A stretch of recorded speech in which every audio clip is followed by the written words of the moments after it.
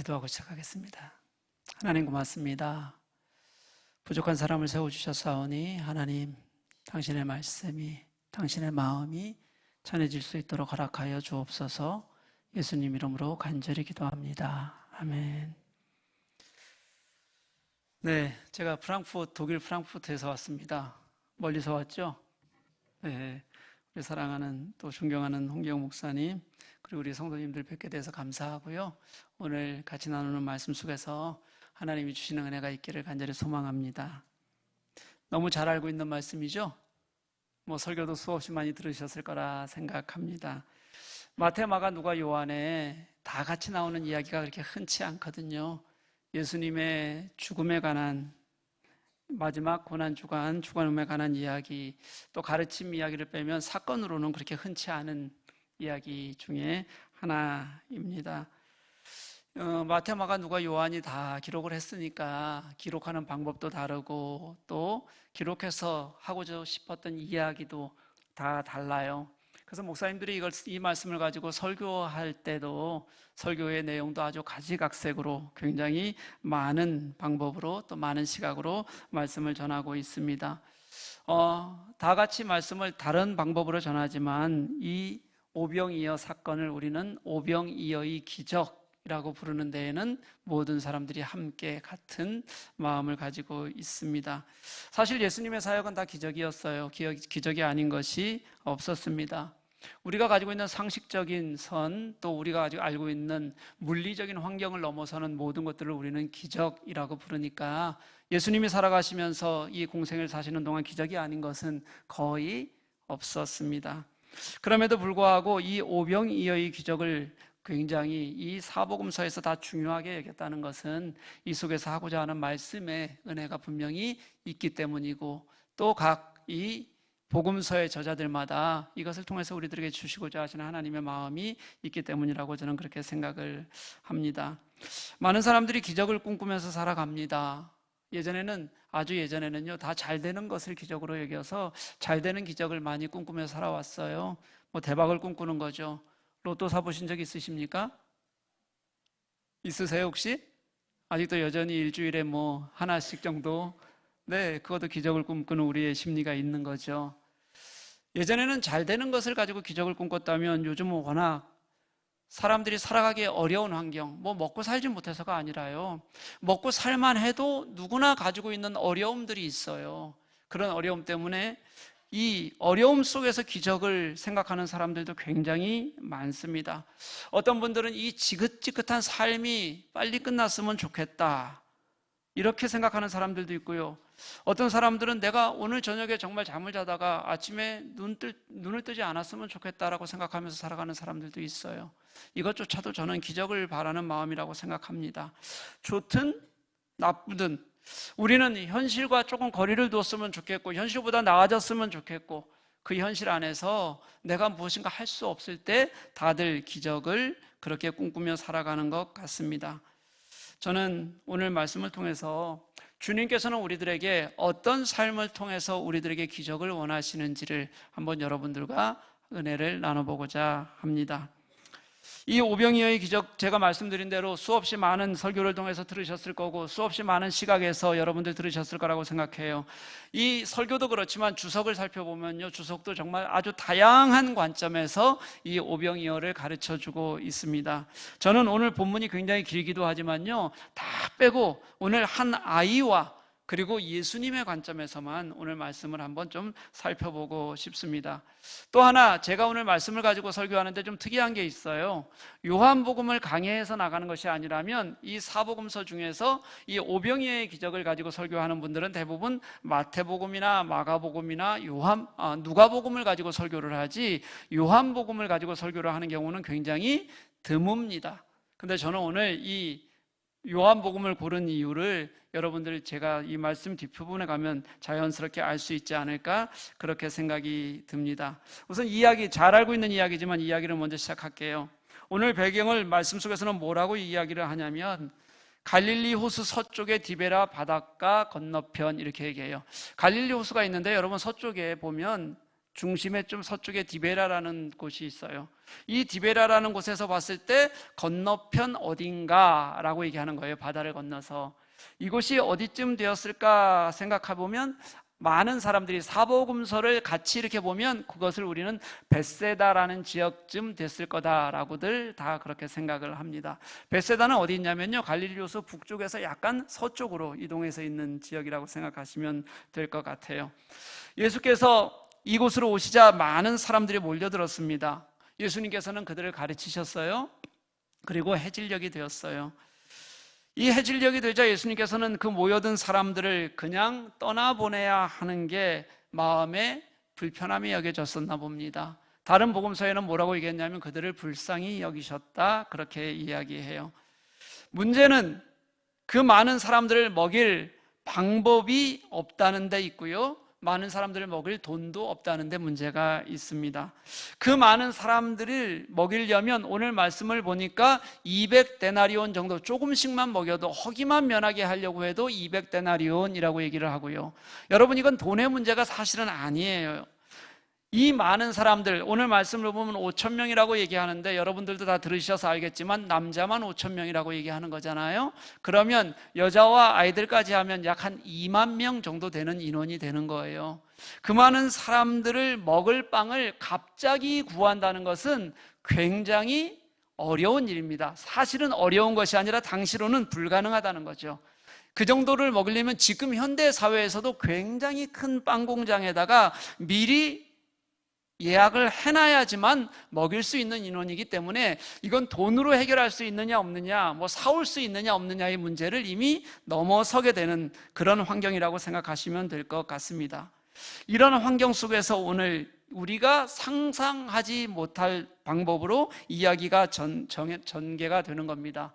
한번 여러분 생각해 보십시오. 우리는 오병이어 이야기를 너무 잘 알아요. 그러니까 뭐 당연하게 그런 일이 있었고, 그리고 도시락이 있었고, 예수님께서 축사하셔서 거기에 있는 사람들을 다 먹이고도 12광주리가 남는 것을 거두었다라는 것을 우리는 사복음서를 다 합쳐서 보면 알 수가 있어요. 여러분, 이 오병이어의 기적 이야기는요, 여러분, 요한복음만 가지고서는 어떻게 된 이야기인지 알기가 굉장히 어렵습니다. 그래서 사복음서를 다 하나로 묶어서 스토리를 만들어야지만 이게 이렇게 된 일이구나라는 것을 잘 알 수 있어서요, 저는 지금서부터 이 이야기를, 사복음서의 이야기를 전체를 가지고 하나의 이야기로 여러분들에게 같이 좀 전해주려고 하는 거예요. 그렇게 여러분, 정말로 우리끼리 그 있는 현장에서는 불가능한 그때에 뭐가 있었냐면 도시락 하나가 나타난 거예요. 우리가 잘 아는 거죠. 어린 아이가 가지고 있었던 도시락입니다. 이 도시락의 내용물이 도대체 어떤 방법으로 증식을 했을까요? 여러분 한번 생각해 보셨어요? 어떤 방법으로 증식을 했을까요? 예수님께서 축사하셨어요? 그러면 갑자기 축사하신 게 이만하게 불어나서 축사하시는 순간 엄청 많아졌기 때문에 그때부터 나눠주기 시작했을까요? 아니면 축사하고 나서 조그만 그 빵을 떼기 시작했는데 땅이 부풀어 오르기 시작했을까요? 아니면 빵을 하나를 나눠주면 그 다음에 도시락 안에 하나가 더 차는 방법이 생겼을까요? 어땠을 것 같아요, 여러분 생각에는? 뭐 모르죠, 뭐 어떻게 됐는지. 이걸 가지고 누가 어떻게 됐다고 설명할 수 있는 사람은 없습니다. 무슨 얘기냐면요, 우리는 사실은 정확하게 이게 어떻게 됐는지 알지 못하면서도 이 이야기를 당연한 것처럼 여기고 이 이야기를 뭐 당연히 그렇게 받아들였다는 거예요. 사실은 이 속에 있는 주님께서 우리들에게 하고 싶은 이야기는, 정말 중요한 이야기들은 사실은 건너뛰고 들었을지도 모른다는 생각 때문에 제가 오늘 말씀을 좀 하고자 하는 겁니다. 이 사건에서 예수님의 마음을 먼저 한번 좀 살펴봤으면 좋겠어요. 예수님께서 이 벳세다라는 곳에서 이제 사역을 시작하셨잖아요. 이때가 예수님의 사역 초기입니다. 사역 초기에 예수님께서 사역하실 때 예수님께서 말씀을 전하시면 예수님이 전하셨던 그 말씀이 지금까지 들었던 말씀과 너무도 달라서 또 다른 권위가 있어서 사람들이 깜짝 놀랐다, 이런 말씀들이 있고요. 그리고 또 예수님이 가시는 곳마다 아픈 사람들을 고치시는 역사가 일어났어요. 그러니 사람들은 낫기 위해서도 또 그 말씀을 듣기 위해서도 아니면 그 당시에 그들이 기다리고 있었던 무엇인가를 얻기 위해서도 예수 주위로 사람들이 많이 몰려들 때의 이야기입니다. 오늘 말씀에서도 말씀드린 대로 약 한 2만 명의 사람들이 모여들었고 예수님은 말씀을 가르치기 시작했던 거예요. 말씀을 가르치다 보니까 시간이 많이 지났고요, 어느덧 해가 뉘연뉘연 넘어가고 있었습니다. 다른 복음서 말씀을 보면 이걸 뭐라고 표현하냐면 해질녘이 되었다, 이렇게 표현하고 있어요. 예수님은 그들이 배가 고픈 채로 돌아가야 되는 상황을 너무 불쌍히 여기셨다 그랬어요. 제자들이 머리를 모아봤지만 별다른 방법이 없었습니다. 아까 말씀드린 대로 방법을 찾아낼 수 없는 환경이었다는 것이 너무도 당연했습니다. 그런데 그때 바로 한 아이가 도시락을 가지고 등장하는 거예요. 저는 여기까지는 다 아는 이야기라서 오늘 이 말씀, 이 도시락에서부터 한번 예수님의 마음과 아이의 마음을 살펴보고 싶은 겁니다. 이 아이의 도시락에 뭐가 있었냐면 2마리의 물고기와 5개의 보리떡이 있었어요. 요한은 이 물고기를 여러분 헬라어로 뭐라고 표현했냐면 옵사리온이라고 그렇게 표현하고 있어요. 헬라어로 이 물고기를 옵사리온이라고 표현해요. 당시 여러분 이 물고기를 통칭하는, 우리가 그냥 물고기라고 얘기할 때 이 물고기를 통칭하는 단어가 있었어요. 그 단어가 뭐냐면 익투스라는 단어입니다. 여러분 익투스는 좀 들어보셨어요? 많이 들어보셨을 겁니다. 여러분 차에 혹시 물고기 붙이고 다니시나요? 그냥 물고기도 있고 물고기 가운데 무슨 헬라어로 글씨가 써 있는 경우도 있는데요, 그렇죠? 그 헬라어로 쓰여 있는 그 글씨가 익투스라는 단어, 물고기라는 단어예요. 근데 당시 예수 믿던 사람들은요, 예수님 시대에 예수 믿던 사람들은 그냥 물고기를 붙이고 다니는 게 좋아서 그걸 붙였던 것이 아니라 이것이 어떤 단어의 약자였냐면 예수 그리스도는 하나님의 아들이시요 구주십니다 라는 단어를 5개를 합쳐놓은 것, 그 단어의 머리글만 딴 것이 익투스, 이 물고기라는 단어와 동일한 단어였어요. 5개를 합치면. 그래서 당시 숨어있던 그리스도인들, 당시 이제 박해가 심했잖아요. 갈수록 박해가 심해지는데 이 박해가 심해질 때 그리스도인들이 숨어서 자신이 예수를 믿는 사람이라는 것을 표현하는 방법이 바로 이 물고기를 활용하는 거였습니다. 그래서 물고기, 익투스라는 물고기를 그냥 가지고 있고 그것이 어딘가 있으면 그게 여기는 예수 믿는 사람 집이구나, 또는 예수 믿는 사람이구나 라는 것을 인식할 수 있도록 하는 도구로 사용됐던 거예요. 다시 말하면 생선이, 여러분들이 차 뒤에 붙이고 다니는 이 생선이, 그 글씨가 당시의 신앙 고백으로 여겨지던 그런 글이었다는 뜻입니다.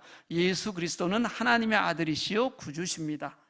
여러분, 이 익투스라는 단어를 마태도 그랬고요, 마가도 그랬고, 누가도 그랬고, 이 세 사도는 전부 다 익투스라는 단어를 이 2마리의 물고기에 사용을 했어요. 그런데 유독 요한만 익투스라는 단어 대신에 옵사리온이라는 단어를 쓰는 겁니다. 그럼 요한이 이랬던 이유가 있을 거 아니에요, 그렇죠? 이 이유를, 이 옵사리온이 어떤 고기인지를 알면 잘 알 수가 있어요. 갈릴리에서 여러분 물고기를 잡잖아요. 물고기를 잡으면 당시에 이 물고기를 잡은 다음에 크기를 따라서 이제 상품을 나누잖아요. 상품을 나누고 상품으로 팔 수 있는 것들은 대부분들은 상품으로 팝니다. 그걸 가지고 막 먹고 막 그럴 수 있을 만한 여건들이 잘 안 됐어요. 그리고 나서 아주 작은 것들 있잖아요. 여러분 혹시 낚시 좋아하시는 분들 있으십니까? 낚시하면 작은 물고기는 어떻게 하죠? 다시 풀어줍니다. 그래야지만 그 호수에 뭐가 생기는 거예요? 어획량이 계속해서 유지가 될 수 있기 때문에. 그 낚시하는 사람들은 그냥 재미삼아 풀어주기도 하지만 그물로 할 때는, 그물로는 작은 고기들까지 다 잡히면 어획량이 확 줄어들기 때문에 작은 것들은 놓아주는 것이 너무 당연한 일이었어요. 그래서 아주 작은 것들은 놓아주고요, 상품이 될 만한 것들은 갖다 파는 거예요. 근데 팔 수도 없고 그리고 놓아주기도 애매한 물고기들이 있었어요. 그런 물고기를 뭐라고 불렀냐면 옵사리온이라고 불렀습니다. 이 옵사리온을 그렇게 불렀는데 이걸 가지고 뭐 하는 데 많이 썼냐면 염장을 하는 거예요. 염장을 해서 두고 반찬으로 먹을 때 썼기 때문에 이 염장한 고기를 옵사리온이라고 그렇게 그냥 부르기도 했고요, 또 이렇게 이 잡힌 고기 자체가 옵사리온이기도 하니까 이걸 염장할 때 쓰기도 했지만 상당히 많은 부분은 갈릴리 어부들이 어떻게 했냐면 이걸 해변가에 그냥 버려두는 겁니다. 왜 해변가에 버려두는 거냐면요, 이걸 그냥 버려서 죽게 하려고 버리는 것이 아니라 우리가 추수 때, 구약에 보면 여러분 추수 때에 이 곡식을 거두다가 가장자리에 있는 곡식들은 거두지 말아라 라는 하나님의 율법의 가르침이 있어요. 그리고 또 그뿐만 아니라 곡식단을 떨어뜨리거나 그래도 떨어진 것도 그 논 안에서 밭 안에서 줍지 못하게 했어요. 이유가 뭔지 여러분 아시잖아요. 그건 누구의 몫이죠? 가난한 사람들이요, 과부나 고아 그리고 이방인들이 먹도록 해놓은 거였어요. 이것이 물고기를 잡는 일을 주업으로 살아가는 이 갈릴리 어부들에게는 그렇게 해서 버려두는 그것이 그냥 버리라고 한 것이 아니라 이것조차도 필요한 사람들, 이것이 필요한 과부나 고아 그리고 객들에게 먹게 하기 위해서 이것들을 그저 두는 것이 당연한 그들의 율법을 지키는 방법이었던 겁니다. 여러분, 이쯤 되면 혹시 눈치채셨습니까? 아마도 도시락의 주인인 이 아이는 그 엄마가 옵사리온을 주워다가 먹어야 하는 처지였을지 모른다는 겁니다. 복음서를 종합해서 읽어보면 아까 말씀드린 대로 해질녘이라 그랬잖아요. 여러분, 만약에 도시락을 싸온 사람들이 그곳에도 있었을 거예요. 그런데 도시락을 싸온 사람들이 있었다고 할지라도 그 도시락을 그 해질녘까지 두는 사람은 거의 없을 겁니다. 여러분, 학교 다닐 때 도시락 싸갖고 다니셨어요? 몇 교시부터 도시락은 까먹기 시작하는 게 정석이에요? 2교시부터 시작하는 거죠. 1교시는 양심상 우리가 못 먹어요. 그리고 4교시가 되기 전에 도시락은 어떻게 되는 거죠? 이미 없죠. 예, 그게 우리의, 당시 이 사람들도 마찬가지로 잘 먹던 사람들 아니거든요. 당시는 굶는 사람들이 너무 많아서 예수님께서는 당신께서 기도를 가르쳐 주면서 우리의 육신에 관한 유일한, 우리의 필요에 관한 유일한, 주님께서 가르치신 기도의 유일한 것이 뭐냐면 일용할 양식을 주옵시고였어요. 왜냐하면 워낙 일용할 양식을 못 먹는 사람들이 너무 많았으니까요. 그런 사람들이 말씀에만 빠져 있어서 도시락을 까지 않았다? 여러분, 상상하기 어렵습니다. 많은 사람들이 있었기 때문에 배가 고프면 먹으면서 들었을 것이고, 가져온 사람들이 있었을지라도 해질녘까지 갖고 있기는 굉장히 어려웠을 거예요. 그런데 이 아이는 여전히 그것을 들고 있어요. 왜 들고 있을까? 성경에는 나와 있지 않아요, 여러분. 근데 저는 그렇게 생각이 들었어요. 이 아이는 아마 이것마저도 아까워서 저녁 때까지 참았을지도 모르겠다는 생각이 들었어요. 이것마저도 내가 돌아가는 길에 먹을 수 있는 양식이 될 수도 있었고, 또는 이것을 가지고 집으로 돌아가면 엄마와 같이 먹을 수 있는 도시락이 되지 않았을까라는 생각이, 저는 그냥 말씀 준비하면서 묵상 속에서 그런 생각이 드는 거예요. 제가 왜 이런 생각을 할 수 있냐면 제가 그런 마음을 알거든요. 저는 소풍을 갈 때, 고등학교 3학년 때까지 소풍 갈 때 김밥을 싸간 본 적이 단 한 번도 없습니다. 집이 워낙 가난했거든요. 맨밥에다가 김치가, 소풍 갈 때도 늘 김치가 주였고요, 거기다가 반찬 하나씩 더 넣을 수 있었어요. 소풍 갈 때는 뭐 나물을 넣기도 하고, 그때도 저도 생선을 넣어가기도 했습니다. 어떤 생선이었을까요? 멸치 같은 거예요. 멸치 반찬 이렇게 해가지고 제가 소풍을 가지고 갔어요. 워낙 가난하니까. 그러고서 저희 집에서 제게 손에다가 꼭 소풍 때면 꼭 쥐어주는 게 있었는데 50원이었습니다. 가서 음료수 사 먹어라. 근데 저는 소풍에 가서 이 50원을 단 한 번도 써본 적이 없어요. 아까워서요. 그러니까 이 아이가 혹시 그랬을지도 모른다는 생각을 너무도 자연스럽게 할 수 있게 된 거예요. 더군다나 이 아이가 가져왔던 것은 또 보리떡 5개였는데, 당시 보리떡은요 정말 가난한 사람들이 먹던 거였습니다. 밀로 만든 빵과는 전혀 다를 보잘것없던 가난한 사람들이 먹던 것이 보리떡이었습니다. 다시 말하면 이 도시락은요, 어린아이 자신에게는 얼마나 소중한 것이었을지 모른다는 거예요. 이거라도 내가 갖고 있다 보면 가는 길에든 아니면 나중에 집에서든 먹을 수 있는 귀한 것이지만, 이걸 내가 내놨잖아요. 그럼 다른 사람들이 보기에는 어떤 도시락이냐면 정말 창피한, 별 볼 일 없는 도시락, 그게 그 아이가 가지고 있었던 도시락이었다는 겁니다. 그런 도시락을 그 아이는 아무런 생각 없이 정말 주님께서 하시는 얘기를 들었을 것이고, 주님이 하시는 말씀을 들었을 것이고, 주님의 말씀을 하루 종일 듣는 동안 주님께 빠져 있을 것이고, 그래서 주님이 누군가가 먹일 무엇인가가 필요하다는 얘기 하나만 듣고 내어놓았을 때 그때부터 기적의 역사가 시작되었다는 겁니다. 사랑하는 교회 여러분, 하나님 나라는 그렇게 일어나는 겁니다.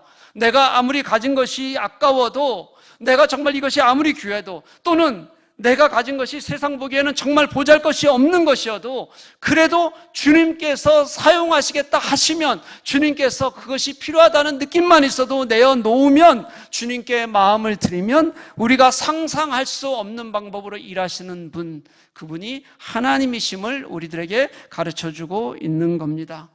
여러분, 이 아이가 자신이 드리는 것이 보잘것없는 것이라는 것을 몰랐을 리가 없어요, 여러분.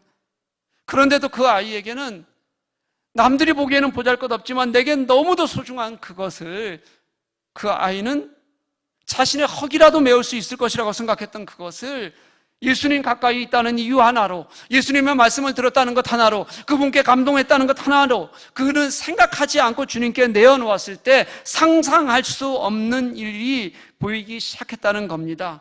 예수님의 앞에서 그 아이의 눈앞에는 예수님만 보였고, 예수님이 눈앞에 보이자 그 아이는 다른 것들은 생각하지 않고도 자신의 일을 할 수 있는 그런 아이였다는 거예요.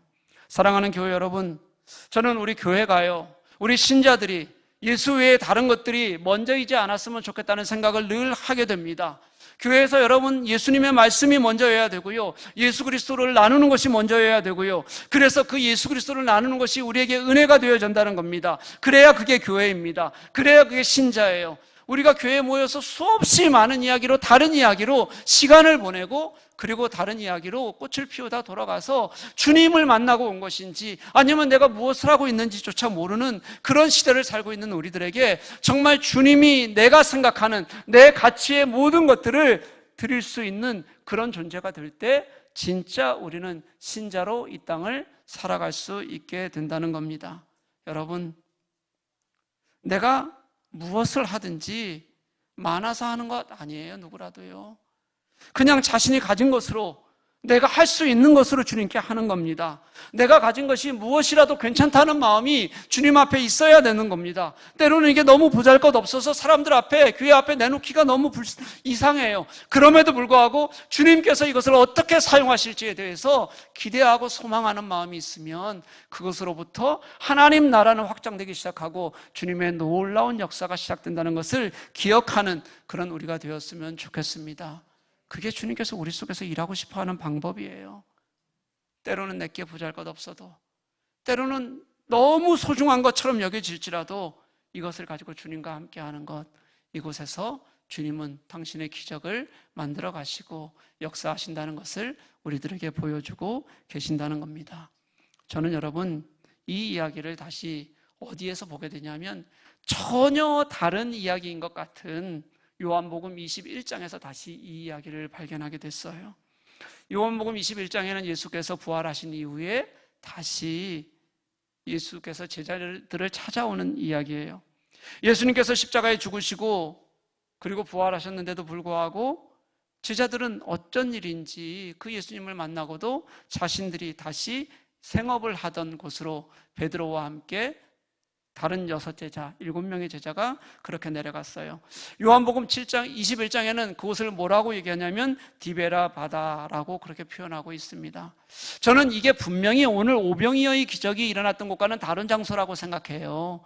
그런데 다른 장소일 때인데도 불구하고 그때 6장에서도 디베라에서 보았을 때 건너편 어디라고 표현하고 있는 요한이 또 그 제자들을 만났던 곳을 디베라 바닷가라고 그렇게 표현하는 이유가, 의도적으로 그렇게 표현하는 이유가 있을 거라는 생각이 들었습니다. 그들이 디베라 바닷가에서 그렇게 일을 하고 고기를 잡고 있었다는 것을 통해서 주님께서는 말씀하고 싶으신 것이 있으셨는데, 그때 주님은 어떤 이야기를 다시 꺼내고 있는 것처럼 보이냐면 오병이어의 그 사건을 다시 꺼내고 있는 것처럼 제게는 그렇게 느껴졌어요. 이야기를 제가 좀 드릴게요. 이것도 너무 잘 알고 있는 이야기예요. 디베라 호수에서 제자들이 고기를 낚고 있었어요. 그날따라 밤새 고기를 잡았는데도 불구하고 그들은 아무것도 잡지 못했습니다. 그물을 배 오른편에 던져보라는 예수님의 명령으로 그들이 그물을 던졌지만 그때까지만 해도 누가 그렇게 시키는지조차 알 수 없었습니다. 그런데 그곳에 그물을 던지고 나자 그물을 끌어올리기 어려울 정도의 물고기가 건져지기 시작했어요. 그때 요한이 예수님을 알아봤어요. 아, 예수님이다. 그러자 베드로는 또 급한 성격 때문에 물에 뛰어들어서 예수님에게 수영을 해서 찾아갔고요. 다른 제자들은 그 그물을 가지고 육지로 와서 그리고 예수님을 만나게 됩니다. 제가 하고 싶은 이야기는 여기서부터예요. 또 예수님께서 제자들을 위해서 조반을 준비하셨다 그렇게 말씀하고 있는데 거기에 무엇이 있었냐면 생선과 빵이 준비되어져 있었어요. 그리고 예수님께서 제자들에게 너희들이 잡은 고기 중에서 고기를 더 가져오라고 말씀을 하세요.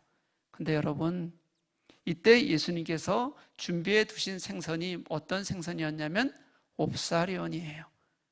제자들에게 너희들 잡은 고기를 좀 더 가져와라 라고 말씀하실 때 그때 말씀하셨던 것이 옵사리온이에요. 그럼 여러분 한 가지 의심해 볼까요? 요한은 옵사리온밖에 모르는 사람이다, 그 단어밖에. 아니면 익투스도 안다. 어떨 것 같으세요, 여러분? 어떨 것 같으세요? 그냥 찍으세요, 이럴 때는.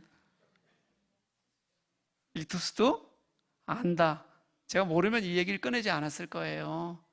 고기를 잡았다, 많이 잡았다 할 때 익투스라는 단어를 썼어요. 그리고 옵사리온을 가져오라고 얘기하고 나서 그 다음에 또 그 물고기에 대해서 또 한 번 얘기하거든요. 그때도 또 뭐라고 썼을까요? 익투스라고 썼어요. 알고 정확하게 구분하고 쓰는 거예요. 예수님께서 숯불에 고기를 굽고 계셨는데 정말 보잘것없는 고기, 겨우 멸치보다 조금 더 큰 크기, 어쩌면 그냥 또 해변에 놔야 될 그 고기예요. 예수님께서 그 고기를 잡으셨을 리가 없잖아요. 어떻게 하셨을 것 같아요, 여러분? 해변에서 주우셨을 거예요. 그리고 그것으로 고기로 아침 조반을, 그 초라한 것으로 아침 조반을 만들고 계셨어요. 예수님께서 물고기를 구할 수 없는 분이 아니시잖아요. 예수님께서 그 물고기가 없어서 그렇게 하신 것이 아니시잖아요. 그런데도 예수님께서는 그저 해변에서 구할 수 있는 옵사리온을 굽고 계셨고, 그리고 제자들에게도 옵사리온을 가져오라고 말씀하실 때 무슨 마음이셨을까 생각해 보게 돼요. 그 좋은 상품의 물고기가 가득 잡혀져 있는데, 익투스가 그렇게 있는데 옵사리온을 가져오라는 예수님의 마음에는 그때 오병이어의 기적, 그것을 떠올리게 하시고 내가 다시 너희 앞에 있다는 것을 알게 하시고 너희들이 이 옵사리온 같은 이 작은 것에서 일상 속에서도 하나님의 은혜를 이제 일상 속에서 살아가야 한다는 것을 가르치고 싶어 하시는 예수님의 마음이 그곳에 고스란히 있을 거라는 생각이 들었어요. 여러분, 디베라의 이 바닷가에서 이 이야기가 사람은 적지만, 그리고 그 안에서 무슨 기적 같은 것도 일어나지 않았지만, 이것이 이 벳세다에서의 2만 명을 먹이고도 남는 그 기적의 도구들을 고스란히 예수님께서는 사용하시면서 너희들이 살아가고 있는 이 자리에서, 내가 가지고 있는 이 순수한 자리에서, 내가 일상을 살아가는 이 자리에서 너희들을 만났고 너희들의 고백이 되기를 원하고, 이것이 복음의 큰 하나님 나라를 위한 출발점이 됐으면 좋겠다는 예수께서 부어주시는 은혜가 그들에게 다시 떠올려지기를 원하시는 예수님의 마음이 분명히 있을 거라는 생각이 들었어요. 우리의 삶이 옵사리온 같을지라도, 그게 당시 사람들이 살아가는 방법이었다면, 너희들의 삶이 이 옵사리온의 삶을 벗어나지 못하는 그런 삶일지라도 그 안에 주님의 은혜가 있고 주님께서 내가 함께 하시겠다고 말씀하여 주시고, 그리고 그것을 통해서 너희들이 이제 같이 하나님 나라를 살아야 된다고 말씀하시는 하나님의 은혜가 예수 그리스도를 통하여서 그대로 전해지고 있었다는 것을 우리들에게 보여주고 싶어하는 것이 요한의 마음이었다는 겁니다.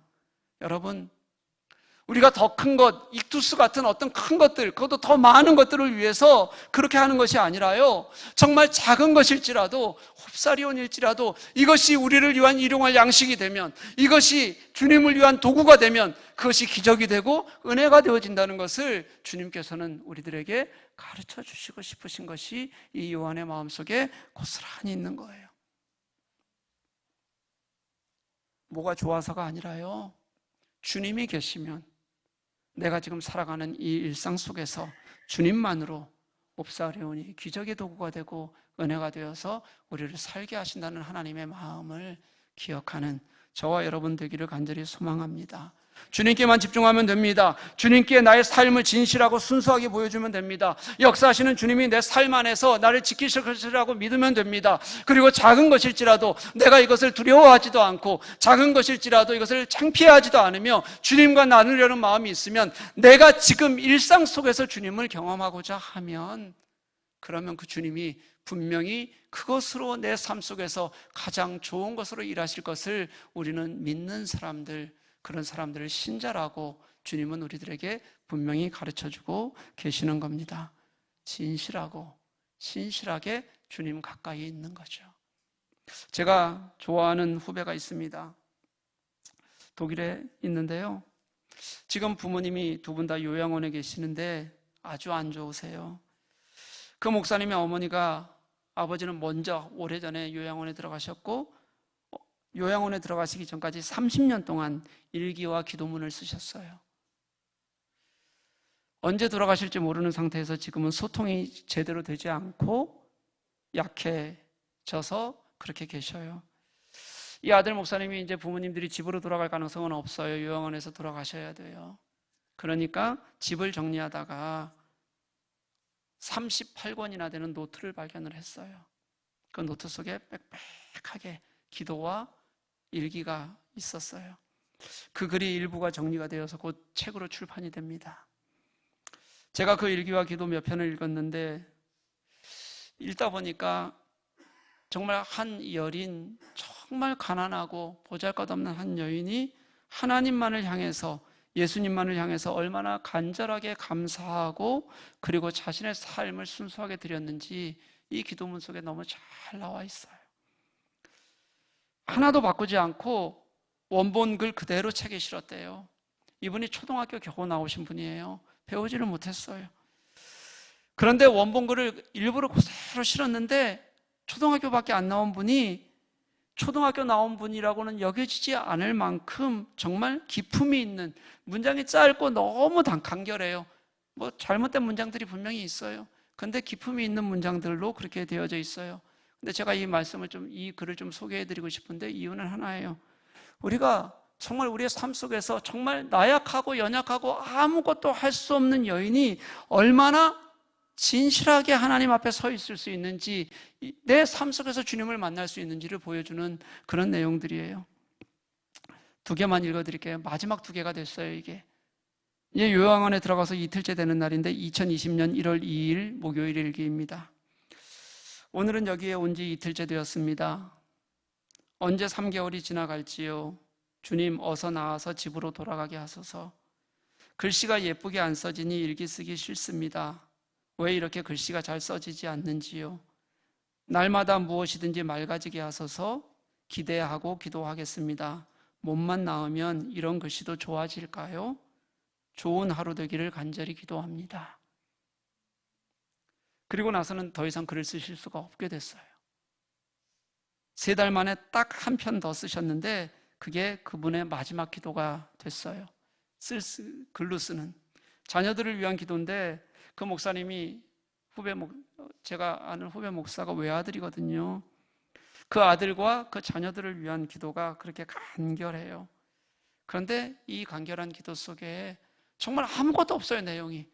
근데 이 간결한 기도 속에 내가 예수 믿는 사람으로서의 순수함이 고스란히 담겨 있어요. 나는 지금 너무 힘들지만 예수 옆에 있겠다는 삶의 기도가 녹아 있는 거예요. 2020년 4월 2일 딱 3개월 후에 마지막으로 쓴 기도문이 됐어요. 이렇게 기록하셨습니다. 아침에 일어나서 허리가 꼼짝도 못하겠습니다. 어찌하면 좋을까요?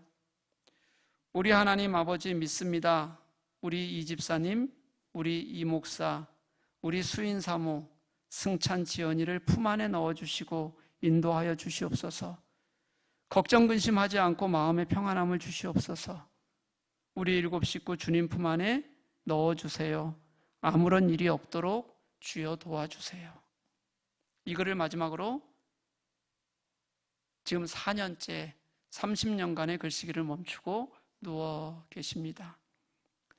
제가 이 글을 읽으면서 그런 생각을 했어요. 이게 옵사리온의 기적이고 은혜구나. 정말 가난하게 살아서 단 한 번도 제대로 살아본 적이 없어요. 글 속에 늘 몸이 아파서 어쩔 줄 못하는 간절함이 잠겨 있어요. 병원에 가서 치료하지 못해서 손가락이 잘렸는데 그냥 집에서 소독하면서 지냈던 시간들이 있어요. 근데 그때마다 주님 어떻게 해야 좋을지요? 주님 우리 삶을 주님께 맡깁니다. 그분이 신안의 그 작은 섬을 다 복음화 시켰어요. 처음에 손가락질 받으면서 그렇게 살았던 분이. 그 모진 삶의 마지막 고통의 순간에도 나의 마음 전부가 주님께 가 있으니 주님께서 나의 이 삶 속에서 일하실 것을 믿으니 이보다 더 진실하고 아름다울 수 없는 고백들을 그들은 하고 있는 겁니다. 사랑하는 우리 창조교회 교우 여러분, 우리 다른 것 찾지 마십시다. 다른 것에서는 하나님의 의가 나타나지 않습니다. 하나님 외에 하나님께서는 우리들에게 주시는 것은 선물이어야 합니다. 우리가 먼저 찾으면, 우리가 집착하면 그게 욕심이 되고 우상이 됩니다.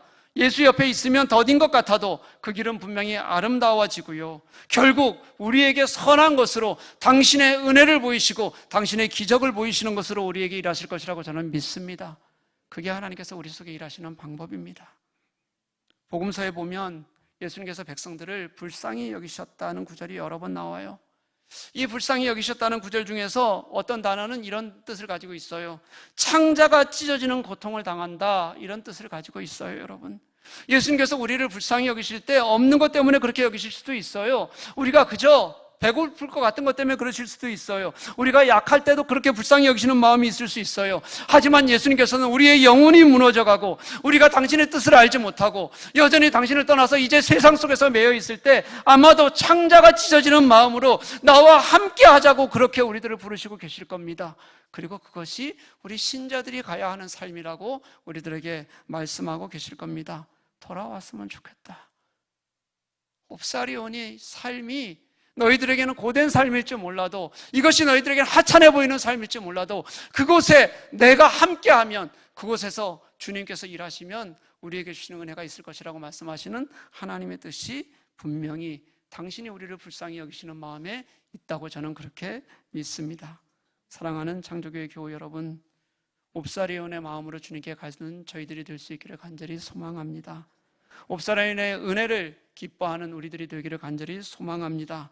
작은 것이라도 그게 주님의 도구가 될 때 내 삶 속에서 시작하는 것에서 하나님께서는 우리를 통하여 기적을 만드시고 은혜를 주시며 하나님의 나라를 확장시키실 것입니다. 그때 내가 얼마나 귀한 하나님의 사람인지, 하나님이 우리를 아름답게 여기시는지 알게 될 것이라고 저는 믿습니다. 저는 그것이 우리의 일상이 되어야 하고요. 옵사리온은 너의 일상 속에서 나를 얼마나 사랑하냐고 묻는, 너의 일상 속에서 주님을 얼마나 의지하냐고 묻는 하나님의 은혜라고 그렇게 생각합니다. 사랑하는 교우 여러분, 내가 가진 이 모습 그대로 가십시다. 하지만 나약하다고 합리화하지 말고요, 이 모습 이대로 주님께 맡겼을 때 일하시는 더 크신 하나님을 신뢰하는 저와 여러분 될 수 있기를 주님의 이름으로 간절히 축복합니다. 함께 기도하시겠습니다.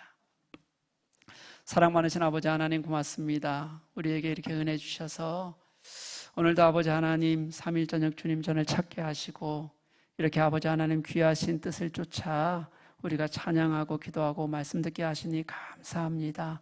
아버지, 내가 지금 서 있는 이 자리가, 내가 살아가는 이 시간이, 내가 가지고 있는 작은 물고기 2마리가, 그리고 내가 할 수 있는 주님께 나를 맡기는 마음이 이 땅을 살아가는 가장 아름다운 시간이 될 수 있도록 허락하여 주옵소서.